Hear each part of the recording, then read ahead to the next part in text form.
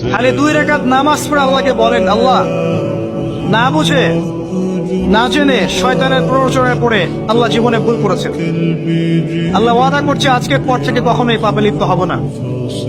পড়বেন আস্তাগফিরুল্লাহাল্লাযী লা ইলাহা ইল্লা হুয়াল হাইয়ুল কাইয়্যুম ওয়া আতুবু ইলাইহি এবং সাইয়্যিদুল ইস্তিগফার।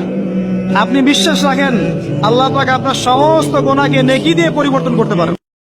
একটা দোয়া পড়বেন, আপনি 10 লক্ষ নেকি পাবেন ইনশাআল্লাহ। কত লক্ষ? 10 লক্ষ। দোয়াটা শিখাচ্ছি। দোয়াটা হচ্ছে লা ইলাহা ইল্লাল্লাহ ওয়াহদাহু লা শারীকা লাহু লাহুল মুলক ওয়া লাহুল হামদ ইউহয়ী ওয়া ইউমীত ওয়া হুয়া হাইয়্যুন লা ইয়ামুত বিয়াদিহিল খায়রু কুল্লুহু ওয়া হুয়া আলা কুল্লি শাইইন কাদির। একবার পড়লে 10 লক্ষ নেকি। আর যারাই জান্নাতে যাবে প্রত্যেকেই শুধু আমলের বদৌলতে যাবে না, বরং আল্লাহ পাকের রহমতেই যাবে। কেউই তার আমল দিয়ে জান্নাতে যেতে পারবে না। নবী সাল্লাল্লাহু আলাইহি ওয়াসাল্লাম এমন ভাষ্য বলছেন, ইল্লা আনা, আমিও না, ইল্লা বিরহমাতিল্লাহ, আমিও নয়, তবে আল্লাহ পাকের দয়া আমাকে ঘিরে ধরবে, আল্লাহ পাকের রহমত যাদের উপরে বর্ষিত হবে তারাই জান্নাতে যাবে। শয়তান সবসময় গাফেল করে রাখবে, তুমি মৃত্যুর চিন্তা করো না, এটা করো না, এটা করো না। মৃত্যুর চিন্তা করতে শয়তান নিষেধ করবে, কিন্তু আমাদেরকে ভাবতে হবে কবরের কথা, যে ইন্ডিভিজুয়ালি আমরা কেউ দুনিয়াতে থাকবো না। অতএব ব্যক্তিটাকে আগে সংশোধন করেন, নিজের আমল নামার হিসেব নিজে করুন। কিয়ামতের মাঠে হিসেব দেওয়ার আগেই নিজের হিসেব নিজে করে ফেলুন। তওবা কেমনে করবেন শিখায় দেই। প্রথমে ঘোষণা, আল্লাহ আকাশের নিচে জামিনের উপরে আমার চেয়ে বড় পাপী কেউ নাই।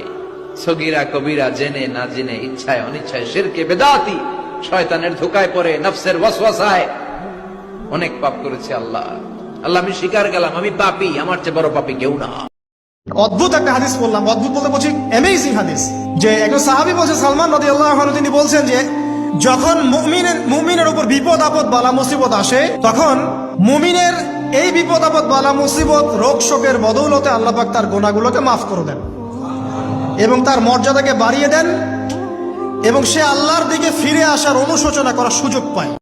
মুমিন জীবনে বিপদ যত বেশি, কষ্ট যত বেশি, তার সামনে সফলতা তার চেয়েও বেশি, ঠিক কিনা বলেন? কারণ বিশ্বাসীরা জানে রাত্রি যত গভীর হয় সুবহে সাদিকের সময় তত আগাতে থাকে। গর্ভবতী নারীর পেটের ব্যথা যত বাড়তে থাকে, ঘরে নতুন মেহমান আগমনের সময় ঘনাতে থাকে। মুমিনদের উপর বিপদ, অত্যাচার, আপদ, পরীক্ষা যত বাড়তে থাকে, কালেমার পতাকা উড্ডয়নের সময় কাছে আসতে থাকে। একটা হাদিসে এসেছে যে ইনশাআল্লাহ যখন কেউ বলে কোনো কাজ করার আগে, তার ওই কাজটা সুসম্পন্ন করার দায়িত্ব আল্লাহ পাক নিজে নিয়ে নেন। যার হৃদয়ের মধ্যে যাররা পরিমাণ অহংকার থাকবে, আল্লাহ পাক তাকে জান্নাত দিবেন না। অহংকার আল্লাহর চাদর, আল্লাহর চাদর নিয়ে টানাটানি করলে আল্লাহ পাক জান্নাত দিবেন না। অহংকার কাকে বলে? বাতারুল হক ওয়া গামতুন নাস, সত্যকে প্রত্যাখ্যান করা আর অন্য মানুষকে তুচ্ছ তাচ্ছিল্য করা, এটা হচ্ছে অহংকারের নিদর্শন।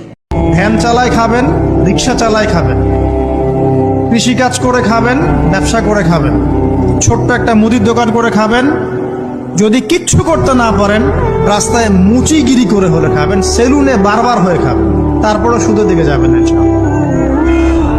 পারবেন? আপনার রিজিক কি আপনার হাতে না আল্লাহর হাতে? যে ব্যক্তি মনে করে রিজিক আল্লাহর হাতে, সে কি কখনো ঘুষ নিতে পারে? জুমার দিনের দোয়া কবুলের সেই কাঙ্ক্ষিত মুহূর্তটা হচ্ছে আসরের সালাত, অর্থাৎ বিকেল থেকে নিয়ে মাগরিব সূর্য অস্ত যাওয়ার আগ পর্যন্ত। এই সময়টুকুর মধ্যে আমরা যে দোয়া করব ইনশাআল্লাহ আজ্জা ওয়া জাল্লা আল্লাহ পাক কবুল করবেন ইনশাআল্লাহ।